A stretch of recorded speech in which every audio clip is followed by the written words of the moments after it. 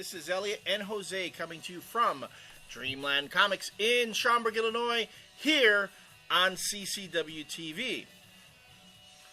Okay, so we were really praising DC for Blackest Night and Brave and the Bold. So, you know, who is it that gets pissed at us to say that we hate Marvel or love DC all the time? Who was it that got mad? Was it? I don't know. Fuck him. Doesn't matter. He doesn't know what he's talking about. We'll talk about a Marvel book. And you guys know we love Marvel. Well, for the most part. For the most part. We love this book. Invincible Iron Man number 19 by Matt Fraction and Salvador Larroca. Double-sized issue. Double-sized issue. Yeah, $3.99 book that was actually worth $3.99. How about that? A full, how many, 32 pages? No, it was more than that. It was like, more? It was like 40 pages and like 32 pages of art, I think. Of art, yes. I'm sorry. Yeah, 32 pages of art. Salvador Larroca, beginning to end. This is the final chapter of the Marvel World's Most Wanted. Wow. Matt Fraction had a lot of stuff that he had to take care of here. A lot of stuff he had to bring together. And just, I'm still astonished at how can Matt Fraction's Iron Man be so good, and yet his X-Men is so bad. Terrible. I don't get it either.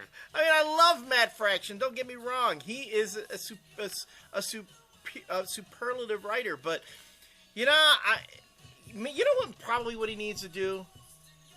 I think he needs to get rid of all the male X-Men. Maybe he needs to come up, make it like an all-female group. Because, I'm going to say, you know, the one thing that got me about Invincible Iron Man, so much time was spent with Pepper Potts, Maria Hill, and Natasha Romanova, the Black Widow. Mm-hmm. He just dealt with those characters so well. Yeah. And I'm just like, wow. You know, I would love to see Matt Fraction write Wonder Woman. That would be pretty cool. Because he rocks on Thor, so he can handle the mythology really well. I would love to see him write Wonder Woman. I think that would be awesome. Why DC hasn't thrown a bucket load of money at Joss Whedon to write Wonder Woman, I don't know. But anyway, that's true. What happens here now? The entire World's Most Wanted story arc is finally drawing to a close. Tony Stark is in Iran trying to work his way towards Dubai to get rid of the last of his Stark tech. Mm-hmm. Pepper Potts, we found out in the last issue, switched places with Madame Mask so she could break into the Hammer. Yeah, I kind of saw that coming. You can see it coming. Yeah. Break into Hammer to rescue Maria Hill and the Black Widow. And this whole thing turned into... to me, I kept seeing the escape from the Death Star in Star Wars, where, you know, Pepper's Luke, Maria Hill's Han Solo, and Natasha Romanova is C-3PO. Actually, Rescue, the armor was C-3PO. Yeah, that's true. Yeah, because they were feeding him corn. Because she was talking to him like C-3. I kept thinking. Yeah, you know what? I never noticed that, but when you say that, it does kind of fit. It was like that. That's what it felt like. Yeah. And again, it addressed another issue that a problem that I had with this that Jonathan Hickman addressed so well in Secret Warriors when Nick Fury was confronted by for agents that used to work for him. Yeah, oh yeah, they went. You know. And the same thing happens here, where Maria Hill is confronted by agents that used to work for her. And I don't want to give away too much. Let's just say that within within these characters, the world of these characters, it works. It works really, really well. And again, the bit where, you know, when you get to the big face-off between Norman Osborn and Tony Stark at the end, which has been built up and built up and built up. You know, it is not what you would expect. it is not what you would expect. No, and I really liked it the way that Fraction took the battle and actually was setting up Osborn for something. And oh yeah, and again, it's Tony Stark. He's always ahead of the game, even when he's getting dumb. He's already thought everything out before he even started everything, and I know it worked. It worked very well. Because I'm reading this and I'm going, as I'm reading this book, I'm like, oh my God, how are these people going to get out of this? Mm-hmm. I mean, Fraction has set the bar, he sets up, the obstacles that they got to go over. And there's even there's a scene where, where Hill, Potts, and Romanova are saying to each other, this is the Thelma and Louise moment. Or I'm sorry, the Butch and Sundance moment, where they're saying, okay, here's what we're going to do. We're going to get the hell out of here. Or no, no rendezvous points, no this, no that. Just get out if you can. And if you can't, see you in the next life. Man.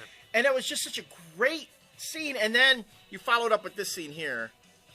There are just so many great moments Fraction put in there.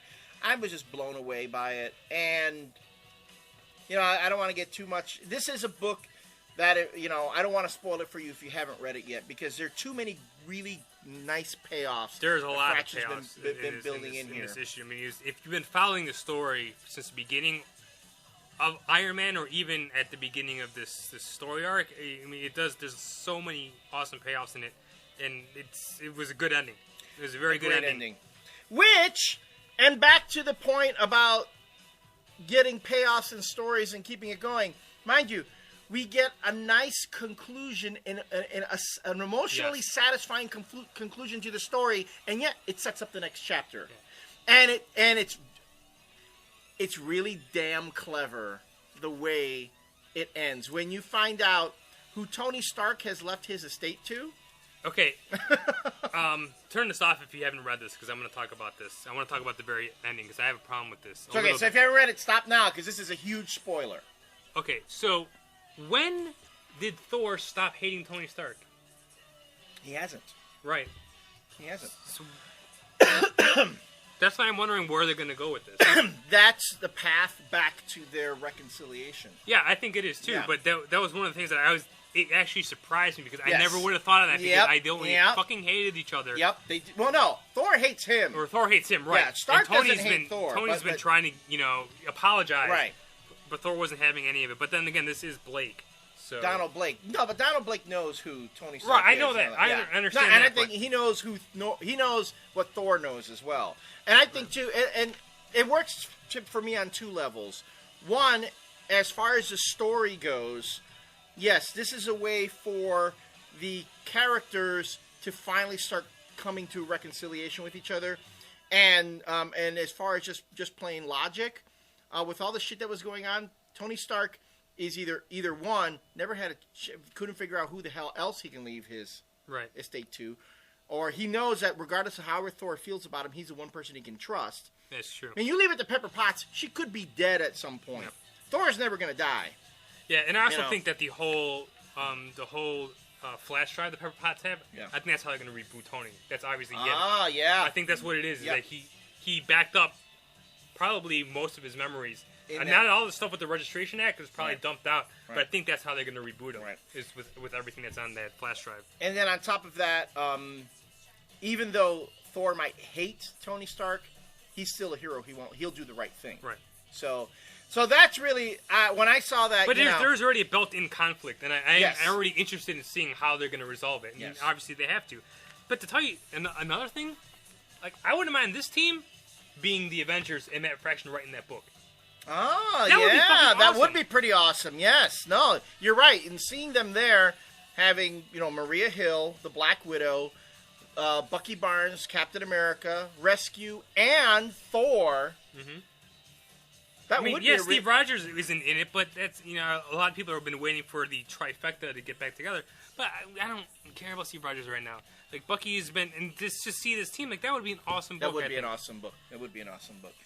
Even like a miniseries or something, but just have Fraction write it. He already knows all these characters. And the other thing, too, and I've said this before, Iron Man, for my money, is the only book where Norman Osborn works as the main protagonist, as the main antagonist. And Norman Osborn is fucking seen everywhere in the Marvel U, and he gets played to death. I get tired of it. Here, it's played perfectly. Fraction has done it perfectly. Where Osborn even knows, even acknowledges at one point. He goes, he says about Tony Stark, you know what I hated about you? Not that you were the smartest guy in the room. So Osborn's already acknowledging Tony Stark is smarter than him. He goes, but that you enjoyed it. Mm-hmm. You know? A long way this Stark had... Matt Fraction had the job of having to undo a lot of crap that was in Iron Man as far as all the way the character was just put to shit throughout Civil War and Secret Invasion. Yep. Thank you, Mark Miller and Brian Bendis. Yeah. Fraction, damn if he hasn't fixed it. He fixed it. Hooray. Fixed it. Awesome. Kudos, sir. Kudos to you. When we come back, we'll talk about an independent book that I actually have been waiting quite some time for. What book is it? You'll have to see when we come back. Again? Again.